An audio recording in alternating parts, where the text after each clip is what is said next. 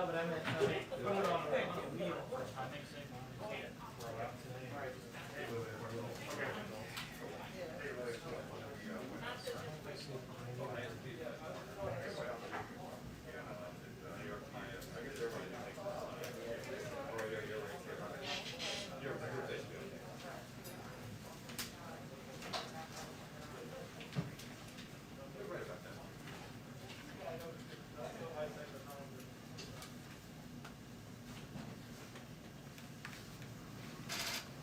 afternoon, everyone.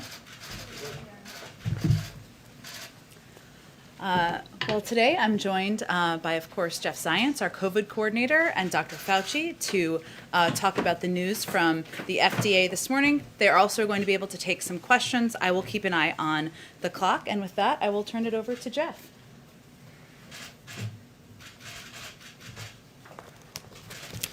Well, first, thank you, Jen, and thank you to all of you. Good afternoon. As you all know, the FDA and CDC announced earlier today that out of abundance of caution, they've recommended a pause in the use of Johnson & Johnson vaccine as they review data involving 6 reported U.S. cases of a rare and severe type of blood clot in individuals after receiving the Johnson & Johnson vaccine. Let me start by saying that this announcement will not have a significant impact on our vaccination program. The J&J vaccine makes up less than 5% of the more than 190 million recorded shots in arms in the United States to date. The president has always said that this is a wartime effort. We're at war against the virus. And as such, we've mobilized a wartime effort so that we're prepared for a wide range of scenarios. And that's why the president took action earlier this year, before the J&J vaccine was even authorized, to secure enough Pfizer and Moderna doses for 300 million Americans by the end of July. Over the last few weeks, we have made available more than 25 million doses of Pfizer and Moderna each and every week. In fact, this week, we will make available 28 million doses of these 2 vaccines. And as we've done since we took office, we will continue to get the supply out the door as soon as it's available. So we have more than enough supply of Pfizer and Moderna vaccines to continue the current pace of about 3 million shots per day. And that puts us well on pace to meet the president's goal of 200 million shots by his 100th day in office, and continue to reach every adult who wants to get vaccinated. We're now working with our state and federal partners to get anyone scheduled for a J&J vaccine quickly rescheduled for a Pfizer or Moderna vaccine. And we're actually already seeing this happen today at sites across the country where J&J appointments are being adjusted that were for today to actually get Moderna and Pfizer today. So that's happening many places across the country. The president has committed to the American people that his administration will always lead with science, tell the truth, and give Americans the facts as we know them. CDC and FDA will continue to do just that and provide regular updates to the public, and they will do so as they continue their investigation. With that, let me hand it over to Dr. Fauci, and then we'll take questions. Oh, sorry, let me get my mask. Thank you very much, Jeff. Just to follow up a bit and maybe fill in a couple of points from what Jeff said and what our colleagues in the FDA and the CDC said earlier this morning at the press conference. A couple of issues come up of the importance of calling this pause, because people say, what does a pause mean? it really allows both the FDA and the CDC to further investigate these cases to try and understand some of the mechanisms of what it is, some more details about the history of the individuals who were involved that might shed some light on looking forward, what will happen and what we will do. That's the first thing.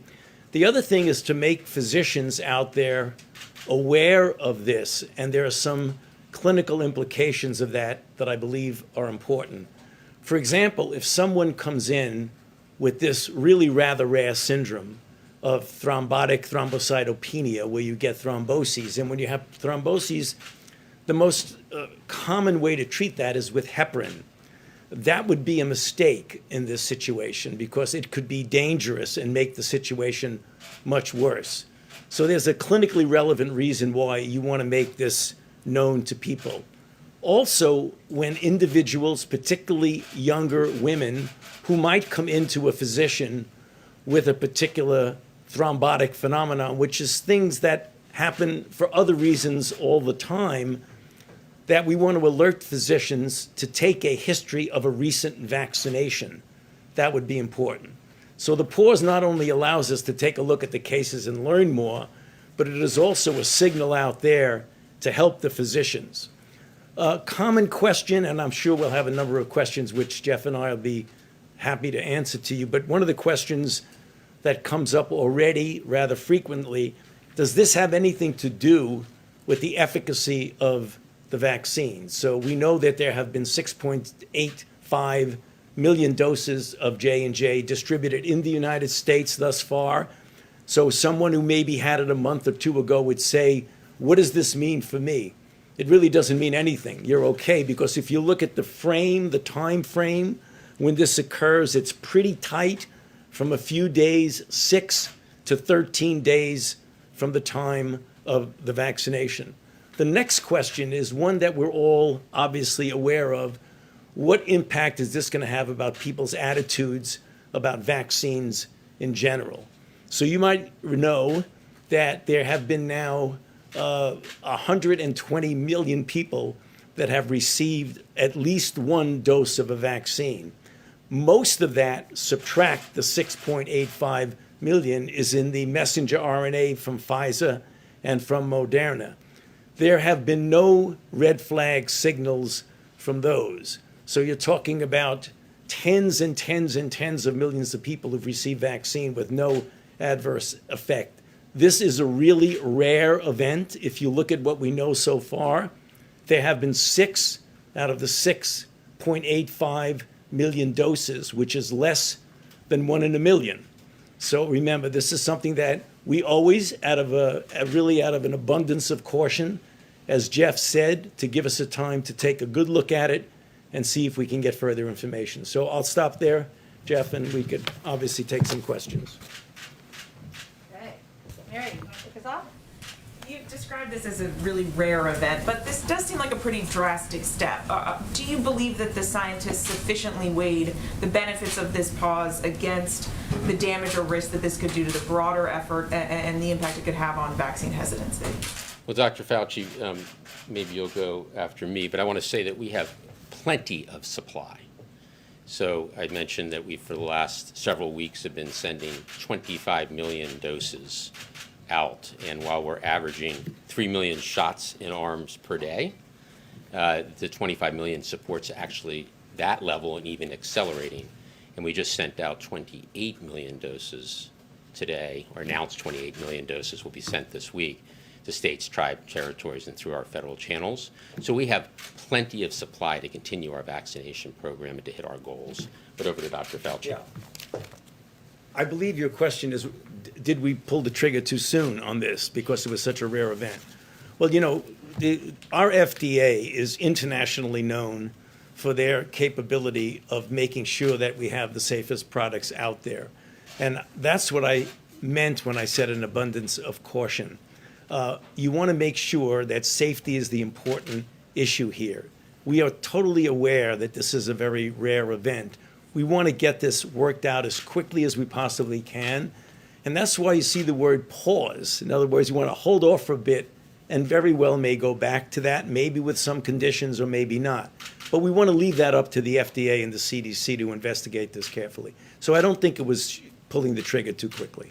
And just a logistical question more so than anything, the Advisory Committee on Immunization Practices is meeting tomorrow Right. to discuss this. Why not try and meet today? I mean, is this not a moment to sort of drop everything and focus on this? I think you have to get people pulled together. I think tomorrow is not such a long wait. I mean, I'm sure they want to get everybody. There may be people who are not available. They want to get the full component of it. Alex? Can you talk a little bit about the process in both deciding for this pause and sort of what comes next? First off, did the White House have any advance notice of the issues with the J&J vaccine, and was there involvement from the White House in deciding this? And how do you evaluate when to pause vaccines? Are we going to see more of these pauses in the future if more issues pop up? Why don't you do the first part and I'll do the second part? This decision was made by the CDC and the FDA. And that's one of the things that's, I think, such a good thing about our system here, is that we're ruled by the science, not by any other consideration. So the decision was really thoroughly made by the CDC and the FDA. I'd say consistent with following the science, we were notified last night that there would be an announcement this morning, and therefore had no other involvement other than knowing last night that there would be an announcement this morning from the FDA and the CDC. And in this review, what's going to happen? What are they looking for? What are they evaluating? When should we expect a conclusion? Well, they want to see if there's any clues of other things going on. Were there any underlying, for example, if they're going to, just hypothetical, if they're going to make a decision to go forward and say, we looked at this, if they find some common denominators among the women who were involved that might be synergizing and essentially enabling this type of an adverse event, they may know that for those who don't have that, it may be much safer. There may be clues when you go down and really get granular about every single case. In addition, they want to look at what some of the mechanisms are. The mechanisms may give some insight as to what is going on. And should we expect to potentially see further pauses in the future? I mean, could this keep happening with the vaccines because they're so new? Well, if you look at the history of, take a look at what has gone on with the Moderna and the Pfizer, where you have, literally tens and tens and tens of millions. This watched this carefully. There had been no red flags. When you have a red flag of something that is as serious as thrombotic thrombocytopenia, particularly when you have an individual, one of whom died, you take that seriously. So I don't think that minimal things that very likely have nothing at all to do with the vaccine, that we're going to pull the trigger so quickly as to keep stopping and stopping and stopping. I think this is an unusual occurrence of a serious adverse event that you want to make sure before you go forward, you investigate it thoroughly. And that's exactly what they're doing. They're pausing so that they can look at it more carefully. Thank you. A couple for Dr. Fauci first. It's great to see you back at the podium, Dr. Fauci. Given that the impacted patients were all women between the ages of 18 and 48, should women under 50 be excluded from getting the J&J vaccine? The question you're asking gets back to several of the questions here. That's the reason why the CDC and the FDA want to take a look at this and say, are there some categories now where people outside of that categories don't have any of the factors, so it'll be okay to go on? It is entirely conceivable, making no predictions, that there may be some restriction in an age group or not. We don't know that now. That's the reason why they're working very hard to answer the question you're asking.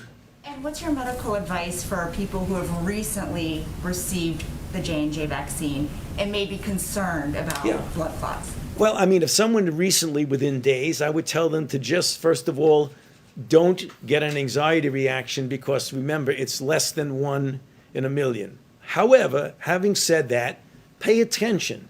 Do you have symptoms? Headache? Do you have shortness of breath? Chest discomfort?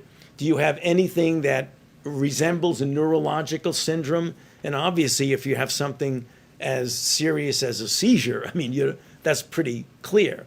But the manifestations of this are that headache is the very common component of it, because the sinus thromboses that they have is the draining of the blood in the brain, and it will cause enough symptomatology to make you notice it. just tell people to just watch out for not feeling very well. And one for Jeff. Officials from different states told us this morning that they were really caught off guard by this announcement. They were ready to put shots into people's arms and had to scramble. Can you explain that chain of communication? When and how did you notify states that they might have to pause? Right. Well, as I said, we didn't know about anything in terms of the announcement until last night, and we didn't even know the content of the announcement until this morning when everyone else read it. As soon as we got that, our team farmed out and started contacting folks to make sure that everyone knew that that was now announced by the FDA and CDC. Tuesday is the day that I have my regular governor's call, so that was fortunate that that was at 11 a.m. So we had all the governors already lined up with their teams, and we had Drs. Fauci and Drs. Walensky join that call, and the teams will continue to support the statewide efforts, the federal channels, the community health centers, to make the adjustments. So I think the message got out very clearly and quickly. There was no heads up here. The announcement was made this morning. Thank you. Thanks, guys. Just two quick ones. The first one, and you might not have the answer to this, do we have a timeline in terms of how long this is going to, are we talking days before it might get flipped back on, or a week? And then second one for Jeff, if you don't mind, I understand what you're saying on the macro level related to supply, but when you talk to local officials, the J&J shop, because of storage, because it was one shot, was considered a crucial component in rural areas and kind of underserved communities. How does that not affect the timeline that you guys are on in terms of actually getting shots in arms? During one of the questions which was asked, I believe, of the CDC, the question was just yours, and I don't know what they're going to be doing. What I heard from the previous press discussion was it's going to be more like days to weeks rather than weeks to months. We have plenty of supply, and we have plenty of vehicles for delivering that supply, whether it's through the federal pharmacy channel, whether it's mobile units, community health centers, and all of those are equipped to deliver the Moderna and Pfizer vaccines. So we'll make sure that those units continue to grow in number, because you're right, we need to reach people where they are, and the mobile units and the community health centers are particularly essential for those. And they have been receiving Moderna and Pfizer doses since we began both those programs. So it's no different, you just swap out the vaccine if it was a mass vaccination center or if it was a mobile unit going to a rural area? Yeah, the Moderna and Pfizer vaccines, as you know, are 2-dose vaccines. Right. So it's important that people come back for their second dose, 3 weeks post their first dose of Pfizer and 4 weeks post their first dose of Moderna. But all of our units, all of our delivery channels are equipped to deliver both Pfizer and Moderna. And just real quick, how does this not contribute to, those are the very areas where hesitancy, I think, is most predominant at this point in time, based on what you guys have seen? Do you have to change your message? Do you have to do something different to address hesitancy in the wake of something like No, this? I think we need to continue to be transparent about what the science is telling us. That's what brings us here today. There's, as Dr. Fauci said, there's been tens of millions of doses of Pfizer and Moderna administered over the last several months, and millions of people, both in the U.S. and around the world, have been safely vaccinated. I think it's important that we have here the FDA, and the FDA is the gold standard for ensuring the safety and the effectiveness of the vaccines. And today's action, I think, is clear evidence that they're taking every step necessary to ensure the American people have clear and transparent information about the safety and effectiveness of these vaccines. So the bottom line is the vaccines, Moderna and Pfizer, that are now being administered are clearly safe and are saving lives, and every American should get vaccinated when it's their turn. Thanks, Jeff. Is J&J production going to continue during this pause? And secondly, is the Biden administration considering ordering more doses of Pfizer or Moderna, given, just in case this problem with J&J becomes prolonged? Mm-hmm. So the J&J production issues in Baltimore are obviously a completely separate set of issues, and those are being worked out through the FDA process with the company. And production of those vaccines begin if and when the FDA authorizes that facility. Your second question was, we really have thought of this as a wartime effort from the beginning, which is why we purchased excess supply, so that we'd be ready for any contingency. And we'll continue to look at every possibility in terms of making sure that we always have enough supply for the American people. Well, just to clarify on the J&J production, not related to the Baltimore plant, but just overall J&J production, is that going to pause while this pause on administering doses occurs, or is the production going to continue? Well, the production is really centered around that Baltimore facility. The vast majority of the production is that Baltimore facility. Andrew? I just want to, Jeff or Dr. Fauci, I want to just ask you very directly, are you ruling out the possibility that the vaccine could be removed from the market? I mean, are you ruling out that, are you expecting it to be re-allowed? You know, I think it would be premature to comment on that, and that's the reason why the pause was done, so that they could take a good look at it very carefully, look at every different factor. I wouldn't want to speculate as to what would happen. Often, when you see things like this, that you pause and come back. Whether or not that happens now, I can't guarantee it, but I can tell you that's exactly what the CDC and FDA people are going to be deciding on and looking at very carefully. If I could just ask you on this outreach question. So, you know, this is a problem that you've been struggling with, the sort of vaccine hesitancy. This obviously is a setback. What do you have to sort of ramp up into an additional war type effort to really ensure that this message gets out there? Do you personally go to states like Mississippi where the vaccination rate is really low? Well, let me answer your first question, and then I'll, you know, we, consistent with it being a wartime effort, we've planned for different scenarios and different contingencies. So we have enough supply of Moderna and Pfizer to hit the targets that we've set, the 200 million shots in 100 days, and to head toward the 4th of July that we've talked about as a country, a more normal 4th of July. Clearly, part of that is making sure that when it's an American's turn to get vaccinated, they get vaccinated, and we do need to continue to build confidence, and that's done at the community level. People are trusting of their local doctors, their faith leaders, their neighbors, which is why it's important when people do get vaccinated, they not only get themselves vaccinated, but they spread the word about the safety and effectiveness of the vaccines. Steve? Just to nail it down, Jim, one of the goals that you haven't mentioned today is the hope that there'll be enough supply on hand for the country by the end of May. Is that still operative now in the wake of this pause? And the second question is, it's a bit surprising to learn that you only yourself learned about this morning. Do you wish you had heard sooner? Yeah, I learned about it last night, that there would be an announcement, not the specifics of the announcement. No, because that's to the science, and we want the science agencies to lead with science, and there's no reason for us to be involved in any of the scientific decisions. We bring nothing to the table. That is the FDA's role, that is the CDC's role, and they're led by terrific leaders with great teams to do the science, and this administration will be led by science. You know, as to your first question, we believe that there's enough vaccine in the system, Moderna and Pfizer, for all Americans who want to get vaccinated by May 31st to do so. Tom? Yeah, Jeff, I feel like we're kind of dancing around the hesitancy question here, and so I'd just ask you directly, do you think the announcement of this pause will increase or decrease vaccine hesitancy?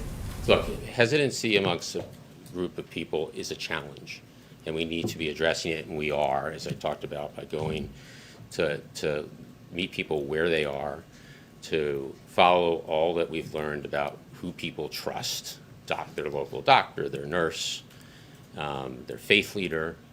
And I think that, you know, there's tremendous track record, as Dr. Fauci has talked about, with tens of millions of doses of Pfizer and Moderna. The FDA, acting the way they did today, shows that they are indeed the gold standard, and I think that should reassure the American public that they will be very diligent and conservative in how they approach the vaccines. So the argument is that because the FDA, this tripwire was triggered, that should give Americans more confidence in the overall vaccination plan. Certainly around how safety and efficacy are being monitored by the gold standard folks at the FDA. Let's do these three more, and then we'll let them go back. Go ahead. Jeff, you said the FDA is the gold standard for ensuring the safety and efficacy of vaccines. To what extent does today's news add urgency to the effort of getting a permanent nominee confirmed to head the FDA? Clearly it's always an important post, but how much of a spotlight does this news now I shine? have no personnel announcement to make today. The FDA has an extraordinary group of scientists and experts that lead these types of efforts. How helpful would a permanent director be in those efforts? I think that the FDA does an extraordinary job, and the teams that are addressing these issues are experienced teams. In fact, the acting director is a very experienced leader. So I think the experience of the FDA and the expertise of the FDA is indeed the gold standard. Are there any immediate plans to accommodate the states because of this pause? And can you guarantee that every person who had a reservation canceled will get rescheduled in a matter of days? Yeah, as I said, I think there's already, in certain locations, people who are scheduled for today are already rescheduled. So we'll do anything we can to support the states on the logistics of rescheduling. And at the same time, the most important thing is that the supply exists to continue to vaccinate 3 million Americans a day, and there's enough supply to actually accelerate that. There's tens of millions of doses in the system, and as I said today, we announced 28 million more Moderna and Pfizer doses are available to order this week. Last question. Dr. Fauci, you said that there was no red flags with the other two vaccines. This question might be asking you to state the obvious, but can you verify that means that there were no developments of blood clot symptoms in the recipients of those vaccines? There have been no serious events to call attention to anything that would relate to a pause. Right. Why would it be why would the case for one vaccine but not the other two? And how does that speak to the safety of the other two vaccines?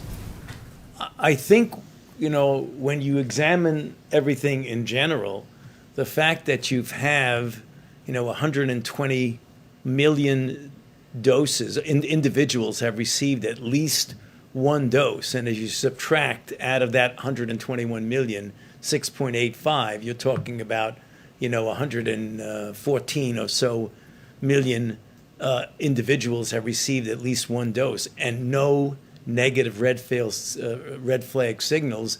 That tells you you're dealing with a really safe vaccine.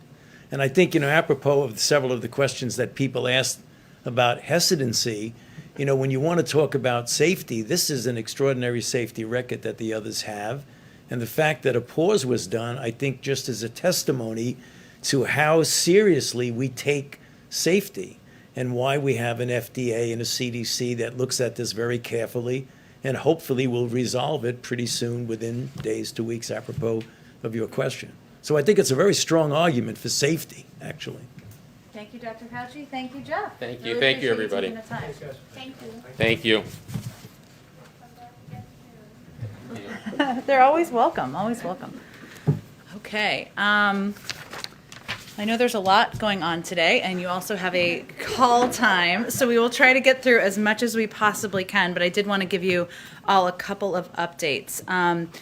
Obviously, the president met yesterday with a bipartisan group of members who work on committees of jurisdiction. I can talk a little bit more about that, but I also wanted to give you an update on the work of our jobs cabinet, which will be central to our efforts, and especially in this period of time, where now a lot of these members are going to go back. They're going to work with their staffs. They're going to work with each other to see what the path forward is. So far, cabinet secretaries from our jobs cabinet, I should say, have made 27 calls to members, including 7 Republicans. Those are when they connected, of course. Our legislative affairs team has made 139 calls to members, their chiefs of staff and staff directors. 35 of those 99 calls to the House were to Republicans, along with 15 of the 40 calls into the Senate. This is obviously ongoing, and we will venture to provide you regular updates so you have a sense of what's happening. We've held 26 House and Senate staff briefings and 9 member-level briefings, including with Republican leadership and 5 bipartisan groups, and this is clearly picking up. Senior administration officials have also engaged with rural leaders, faith communities, and the private sector. They've held briefings with bipartisan groups of over 1,000 mayors and county elected officials, and have had one-on-one conversations with governors from both parties. I also wanted to highlight that this week is Black Maternal Health Week, and in its honor, today the Vice President and Domestic Policy Advisor Susan Rice are hosting a roundtable with women who will share their experiences with complications from pregnancy, childbirth, and postpartum, the impact of postpartum post-childbirth, as well as their work in advocacy and research, highlighting the disparities that Black women face in maternal health. I think this actually started around 12:30, so I should say the event is ongoing. We also announced initial actions we are taking to address the maternal health crisis in the United States, including significant funding to reduce maternal mortality and morbidity rates, improve health equity, and race-based disparities nationwide, the approval of the first Medicaid Section 1115 waiver in Illinois to broadly extend postpartum coverage. This approval will help ensure access to vital healthcare services, promote better health outcomes, and reduce the rate of maternal morbidity and mortality. And obviously, this is an issue we will continue to work hard on. I also just wanted to highlight that we're also hosting today a virtual small business briefing on the American Jobs Plan. Small Business Administrator, newly confirmed, Isabel Guzman, will join the event with thousands of small business owners to highlight how the American Jobs Plan supports small business. The plan that the President has proposed provides direct support to small businesses by increasing access to federal contracts and investing more than $110 billion in financing and technical assistance programs. As you know, the President also attended a congressional tribute for U.S. Capitol Officer William Evans this morning. He paid his respects, for those of you who didn't see, to Officer Evans and met with his family. The President, following his remarks, I should say, the President offered his support to the Capitol Police, who have weathered great stress and responsibility since January's insurrection, in addition to sustaining the loss of another fellow officer. Finally, the President will deliver remarks tomorrow at the White House on the way forward in Afghanistan, including his plans and timeline for withdrawing U.S. troops, in close coordination with our partners and allies and the government of Afghanistan, and his commitment to focusing on the threats and opportunities we face around the world today. We will have an advisory with more details out later today. We, of course, are doing a series of briefings throughout the day with all of you and others. I'm going to be limited in what I'm going to share from here because I don't want to get ahead of the President, but I will look forward to having a conversation with all of you in the coming days about the details of his speech. With that, go ahead, Alex. Thanks. Let's start with Russia. Can you share any details on the proposed summit with President Putin? Where would it be? What would the topics be? And what was his response? And also, Putin himself suggested public talks with Biden in mid-March, and he was brushed off by the White House. So what's the change? What's behind the change in posture? Well, let me first say that, as you note, the President had a call with President Putin this morning. We put out a readout of that, but let me reiterate a couple of the highlights for those of you who are following other pieces of news. During this call, they discussed a number of regional and global issues, including the intent of the United States and Russia to pursue a strategic stability dialogue on a range of arms control and emerging security issues, building on the extension of the New START treaty. President Biden also made clear that the United States will act firmly in defense of its national interests in response to Russia's actions, such as cyber intrusions and election interference. And he also emphasized the United States' unwavering commitment to Ukraine's sovereignty and territorial integrity. The President voiced our concerns over the sudden Russian military buildup and increasing aggression on the border of Ukraine, and called on Russia to de-escalate tensions. So as it relates to your question, I will say that our approach to our relationship with Russia is one where we certainly expect the relationship to remain a challenge. We expect there will be continued difficult conversations. We are prepared to confront those. But our goal is to have a relationship with Russia that is predictable and stable. And having a conversation or a dialogue, which the plans will need to be developed on. This is the first conversation about it at that level, of course. The purpose of that is to, of course, be honest and candid where there are areas where we disagree and have concerns, but also work together on areas where there is mutual interest. And that may relate to arms control, as we did with the extension of New START shortly after the President was inaugurated, or even working together on pursuing an Iran nuclear deal. So there'll be a range of topics discussed. As we get closer and details are finalized, we'll share those with you, but we are just at the early stages of the discussions. And then with With respect to Russia's military buildup at the Ukrainian border, what is on the table to respond if Russia doesn't back down? I mean, are military options being considered? Well, Secretary Blinken and Secretary Austin are both in Brussels now. They are having discussions with their counterparts about a range of topics, including the military buildup on the border. So I won't get ahead of those discussions. I expect they will do a readout when those discussions conclude. Any approach or engagement with Russia or actions would be done in coordination. And then one more on Afghanistan. Republicans are already talking as though the announcement has happened of the withdrawal of all troops by September 11th. And so I wanted to get your reaction to something Mitch McConnell just said. He suggested that it would put our NATO partners in a shared fight that we have not yet won. It would abandon the women of Afghanistan, whose freedoms and human rights will be in peril. He said that the administration plans to turn tail and abandon the fight in Afghanistan. So what is your response to this criticism and criticism from other Republicans that it's too soon without any plans to sort of maintain stability there?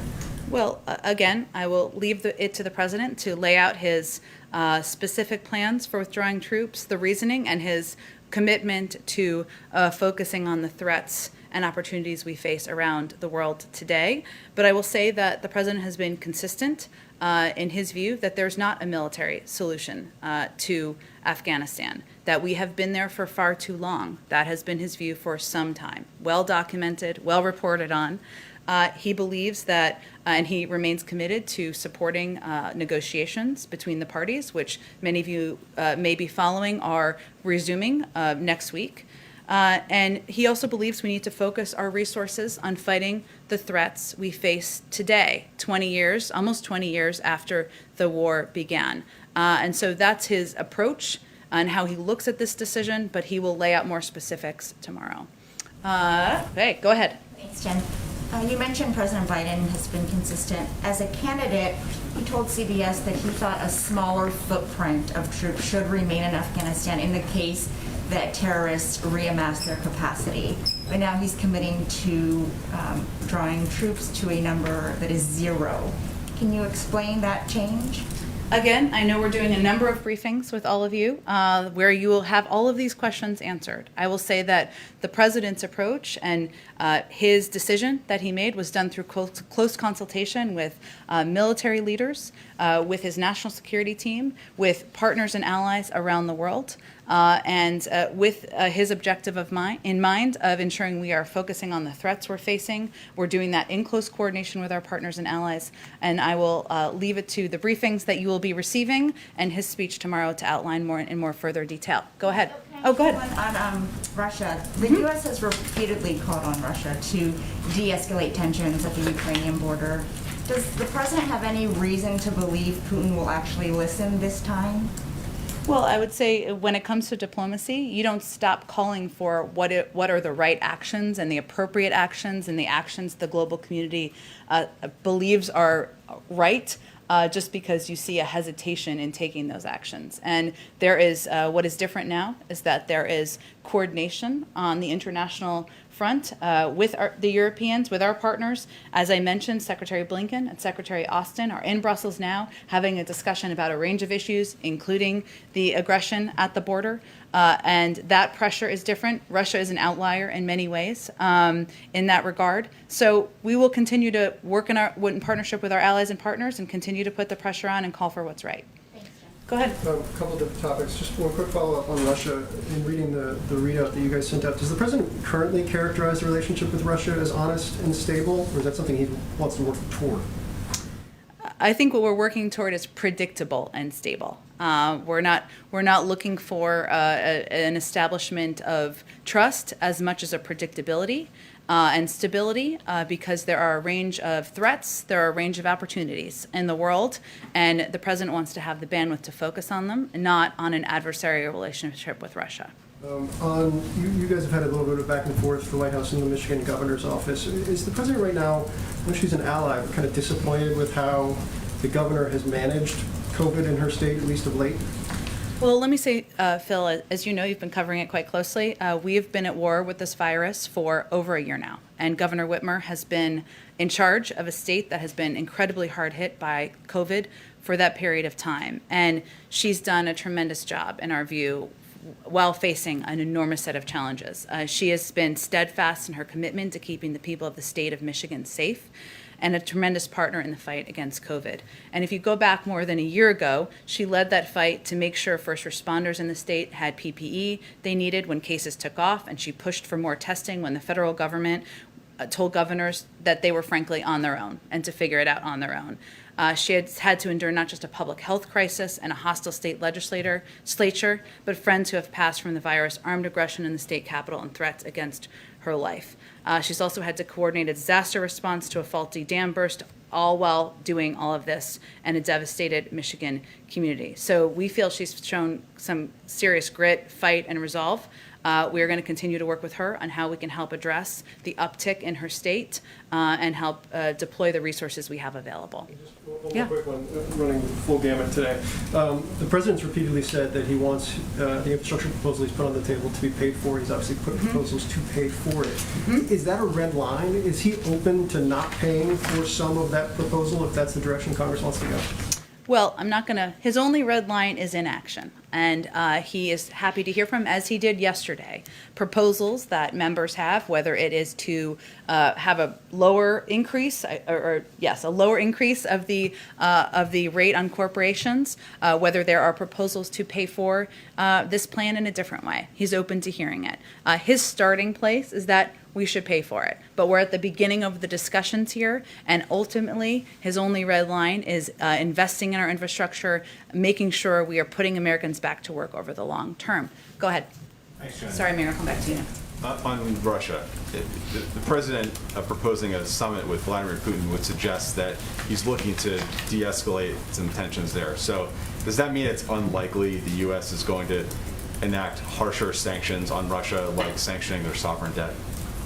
Well, I'm not going to get ahead of any announcements we have on the consequences that we will invoke on the Russian leaders for the actions they've already taken. No, it does not change the calculations, the process, the review that has been ongoing. I expect we'll have more to say soon, and certainly the president was clear that there will be consequences, as he has said publicly. Some will be seen and some will be unseen, as we often say, and hopefully we'll have more to share with all of you soon. And then one on nominations. Noticed that the Director for Immigration and Customs Enforcement was not included in the tranche that was announced yesterday. That included CBP and USCIS. So why wasn't that person included in that tranche, and when should we expect to see a nominee for that position? It's a great question. I don't have any personal announcements or previews for you. Sometimes we announce things because they're through the vetting process and a decision has been made. And while it might be cleaner to do it in a group, we want to get these names out, nominated through the process as quickly as possible. So hopefully we'll have a nominee soon. Go ahead. I know you're leaving the details of this to the president tomorrow, but I do want to try on just one part of this. You know, the administration obviously is committed to supporting Afghan women and minorities. What do you say to people who are concerned that this could put them and their lives at risk by withdrawing?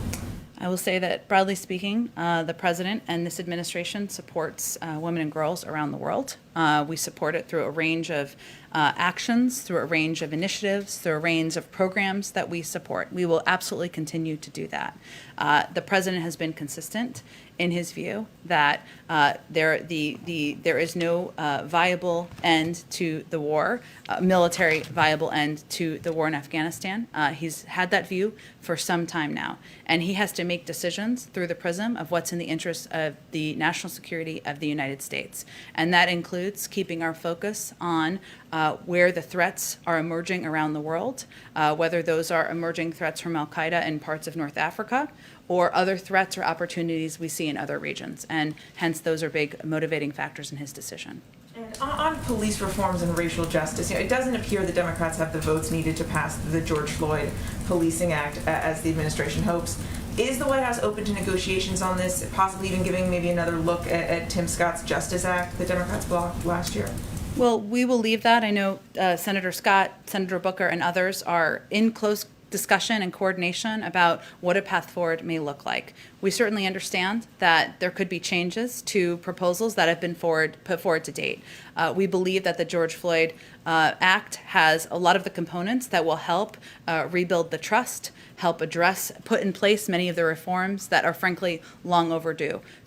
But we also recognize that democracy in action means changes take place. So we'll have to see what the discussions look like and whether the president could support any changes that would be made through that process. And if I could, I just want to get your reaction to some comments from Congresswoman Rashida Tlaib that are getting a fair amount of attention. Responding to Dante Wright's shooting, she says, "I'm done with those who condone government-funded murder. No more policing, incarceration, and militarization. It can't be reformed." What do you make of those comments? Do you disavow her calls for no more policing? Look, what I can state from here is that that's not the president's view. The president's view is that there are necessary, outdated reforms that should be put in place, that there is accountability that needs to happen, that the loss of life is far too high, that these families are suffering around the country, and that the Black community is exhausted from the ongoing threats they feel. But he also believes that there is a forum for putting in place legislation, the George Floyd Act, that can help put many of these necessary reforms in place, and that part of what needs to happen is rebuilding trust in communities in order to get to a better place. Go ahead, Steve. As a follow-up to that, there are people all across the country who are demonstrating and actively calling for reform. What expectation should they have for change in the Biden era? What is this president going to bring to bear if, for example, qualified immunity isn't removed from the law, if you can't get that in a bipartisan agreement? Well, first, we're not going to get ahead of what the discussions are about a bipartisan agreement. I think what Americans who are exhausted, who have suffered, who are worried about their kids and their family members should know is that the president sees racial equity as a central focus of his presidency. And his actions bear that out. He has obviously signed a number of executive actions. He is a strong supporter of putting in place, working through legislation that can put in place permanent reforms. And he will continue to elevate and talk about the need to address these issues across the country at a range of opportunities. And hopefully that gives some reassurance to the public about his commitment. Quick question about yesterday's infrastructure meeting. There were some rumblings on the Hill that one of the things that was mentioned in the discussion was an increase in the gasoline tax. Can you explain the context and what was actually discussed?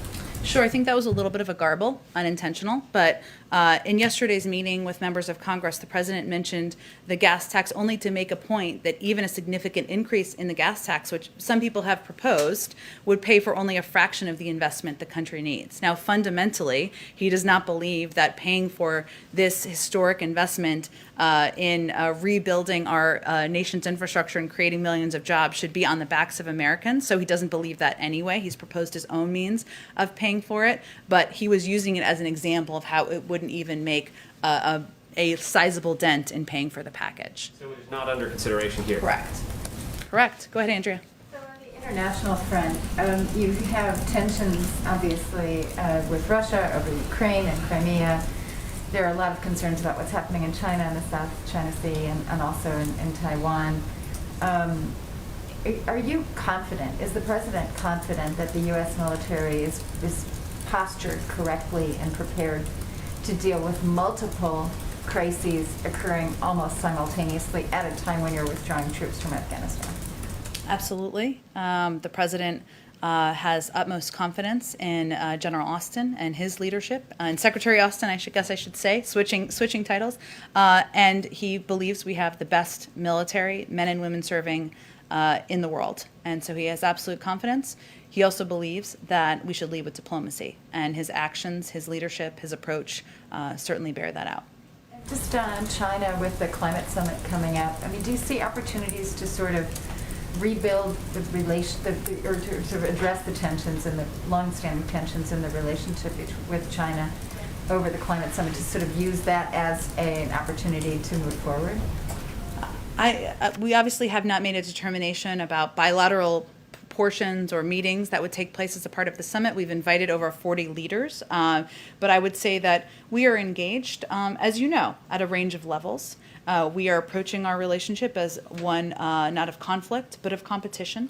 We believe that the most important steps we can take is to rebuild and support our own economy here at home, and to also be candid about areas where we have concerns, whether it's human rights abuses or technological abuses, and that is certainly how we approach our relationship. So while the summit is still coming together, I'm not sure I would go that far, given there are over 40 leaders we have invited, and we're still finalizing the details of the events.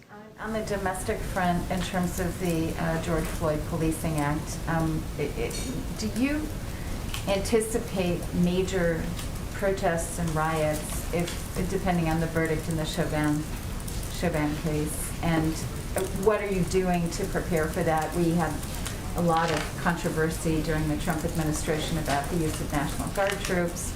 Are you preparing to put in National Guard troops if needed, depending on what happens in that verdict? I know it's a hypothetical question, but you have to prepare for all eventualities. And last night, or 2 days ago, the president was, appealing for calm. Mm-hmm. Can you just walk us through your strategy and approach, given how volatile the tensions, the situation is?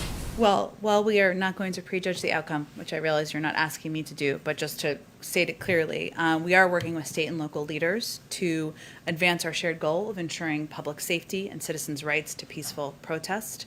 The president, we all, will continue to monitor the developments, and our team will remain in contact with these officials on the ground, as well as with civil rights leaders and community stakeholders. But I don't think I'm going to read out more than that. Go ahead. Rule out sending in the National Guard. I would just leave it at what I convey. Go ahead. On the president's tax plans, he has said that individuals, households under $400,000 per year aren't going to see their taxes go up. Does that also apply to indirect effects from the corporate tax changes that might not technically be tax increases? Like if an average family of 4 making under that amount sees their heating bill go up because utility companies increase their rates to accommodate the 28% corporate tax rate, is that okay or acceptable to the president? Because it's not technically a tax increase? Well, I would say that there's no reason that is what needs to happen. We have evidence of what happens. Back in 2017, when Republicans prioritized tax cuts for big corporations over investing in working people, there were many arguments made about what the impact would be. The benefits would be passed on to consumers. They would invest in R&D. There would be jobs created. None of that happened. There were stock buybacks, more incentives to offshore, record compensation for executives. We have seen countless studies where the biggest impact to these corporations would likely be on capital. So I would say that's not a concern we have at this moment in time. But even though, utility companies did, maybe it's arguably partially for show, but they did announce, rate decreases after the 27 tax law passed and attributed it to the tax law passing. Is there some data that you're expecting from economists suggesting that will be the case, or are you just getting ahead of what might happen when the bill passes? I'm just getting ahead of that. Like, there were those announcements. You said, they didn't have the intended effects, but utility companies did say, hey, we can pass on this lower rate to consumers through their utility bills. And have utility companies said, I have not seen it if they have, that they would raise the cost if this bill passed to invest in infrastructure and get lead out of the pipes to make sure there's clean drinking water and create millions of jobs? I'm not aware of any specific announcements like that, but I'm just saying that was one of the results that occurred after the 2017. Well, then I don't think we have to anticipate it as an issue quite yet. Go ahead, Hans. Just on Iran, they've announced that they're going to go to 60% uranium enrichment.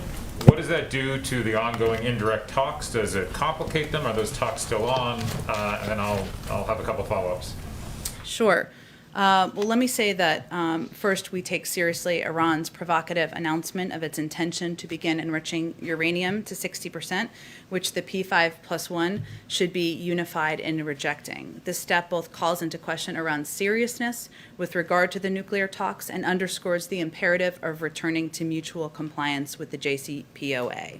We share and a common stated objective of returning to mutual compliance with the JCPOA with Iran. And we have been engaged constructively in what we felt was constructive dialogue last week, even as it was indirect, in Vienna. And while they were difficult, and while we expect this to be long, we expect, and we have not been alerted of any change in planned attendance in the meetings that will resume later this week. So we are certainly concerned about these provocative announcements, but our goal remains seeing through a diplomatic process, which we expect to resume in Vienna later this week. Okay, just so very clear, you expect the indirect negotiations to continue, even though you're questioning their seriousness to those negotiations. Well, look, I think, Hans, we believe that the diplomatic path is the only path forward here, and that having a discussion, even indirect, is the best way to come to resolution. It doesn't mean that we hold back on concerns we have and don't encourage our P5+1 partners to expressing those same concerns and having that as part of the discussion. On the sort of diplomatic front, was the U.S. giving any heads up about the attack from potentially Israel on the power facility for Natanz? I have nothing further to read out about our understanding of the origin or the intention of the attack. Was the U.S. at all in any way involved in the attack on the power facility in Natanz? As I said yesterday, we were not. If I could just let's switch gears to Russia real quick. Sure. The statement said in the coming months for this potential summit. Is that going to be this summer? We'll see. In the coming months would be this summer. Does the president have any preference on where the location should be?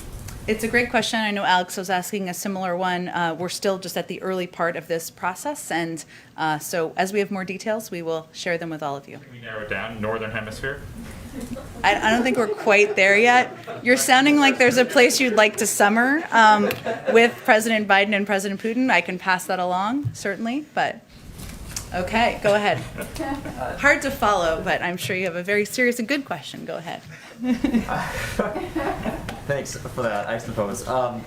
My question is on LGBTQ rights. Mm-hmm. You told me weeks ago President Biden stands by his campaign promise to sign the legislation within 100 days.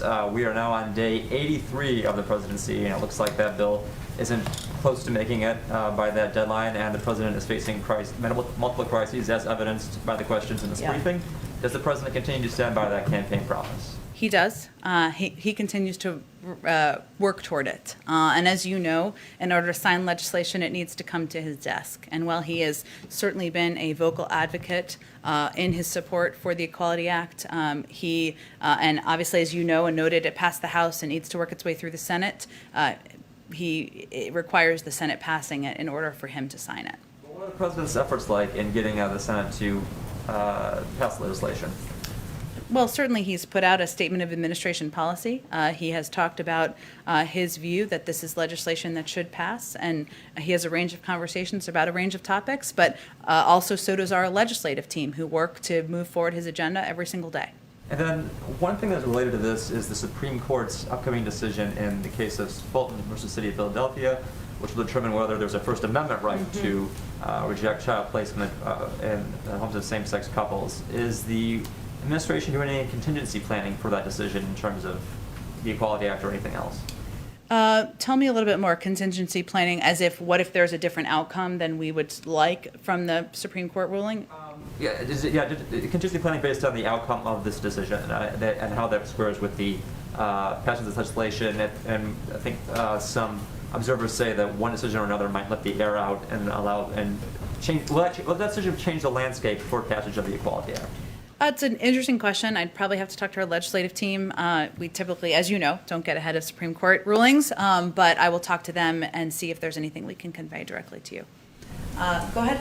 Thank you. Oh, I'm sorry. Go ahead. I'm just going to keep track so I get to everybody, but go ahead. Yeah, no problem. I have a question on immigration. So, you know, with Guatemala and Honduras and Mexico deploying their troops at their borders, what is the White House or the Biden administration's next plans to kind of help mitigate migration at the U.S.-Mexico border? At our own border? Well, I would say that part of our effort here in working with these countries is the recognition that irregular migration is a hemispheric issue that requires all countries in the region to play their part. So part of our effort here was to work with Mexico and Northern Triangle governments to implement collaborative migration measures. Of course, if these are effective, then there will be fewer people who are coming to our own border. So there is an impact even of that announcement that we just made that ensures that countries have deployed security personnel, migration officials, and other officials at the different at their borders to address migration. And, last month we saw some really large numbers at the border of migrant apprehensions. How is the Biden administration working with local officials, local governments, and local nonprofits along the border who some are picking up some of the costs, like, COVID testing and hotel bookings. And so kind of how is the government working with these local officials? Well, they play a tremendously important role in helping ensure, as you noted, in some cases it is working with NGOs and local authorities and officials on testing. In other cases, there are covering the cost of hotels and others for quarantining. So they play a really tremendous role in helping ensure we are working in a humane way with those who are coming to our border in a range of ways. Now, we continue to convey, which is our policy, that the border is not open, that we are turning away the majority of people, of adults who come to the border. But we still have children. We still have some migrant families who Mexico cannot accept for a variety of reasons. And these NGOs play an incredibly important role. I know we're at the end of our time here, so let me just, because there's a gather, that's why. But let's see if we can just get to you two quickly. Go ahead. Just a few about the vaccine and one on Iran, if I can. Several times from the podium, you've acknowledged that the Biden administration may not be the best messenger for certain groups on the vaccine, such as white evangelicals, conservative white folks. Can you take us inside the process as to how you're determining who the best messengers are for those communities? Are you reaching out specifically to targeted people? Are you relying on volunteers? What does that process look like? Well, a big part of our effort, and I appreciate you asking this question, is to create, in part, a community core, which is a program that gets fact-based messages into the hands of local messengers. And what we've seen through our data is that local messengers, whether that is elected officials, mayors, doctors, sometimes clergy, civic leaders, are the most effective messengers of anyone. And that's why a large part of our $3 billion funding that we have are focused on getting out into the country is on working with community-based organizations to strengthen vaccine confidence in the highest risk and hardest hit communities. So it really depends community to community, but we work with faith-based organizations, we work with community health workers, we work with disability organizations, we work with organizations across the board of all different backgrounds and affiliations so that they can get the message clearly out to communities. How are you determining which organizations know who these influential people are who are going to reach these certain groups that you feel like perhaps you're not going to reach? How we determine who community leaders are in communities and like reach these groups that you're trying to give well, I think as I'm conveying here, a lot of this is based on taking a local approach, and a lot of it's driven through HHS, so they may be best able to answer your question. I just want to get to our last person here. Go ahead. Just from my colleague, do you have a comment on Japan's plans to release wastewater from Fukushima into the Pacific Ocean? Let me get you a comment from our national security team after the briefing. I'm happy to do that. Okay, or directly to your colleague, I should say. Could you clarify who initiated the phone call with President Putin? Was it President Biden? I don't think I'm going to have more detail on that. I'll check if I do. The last one. Does President Biden want to restore travel between the United States and Europe, as well as with the United Kingdom before summer? You mean as it relates to COVID restrictions? Look, our focus, of course, we'd love to have travel return, just like everybody would like to return to normalcy, but we rely on the advice and the guidelines done by our health and medical experts, and so we'll defer to them on the timeline for that. See a chance for restoring travel between Europe and the United States for the summer? Many people need to plan in advance. Sure, we understand that, but also we will rely on the guidance and the timeline of our health and medical teams. Thanks, everyone.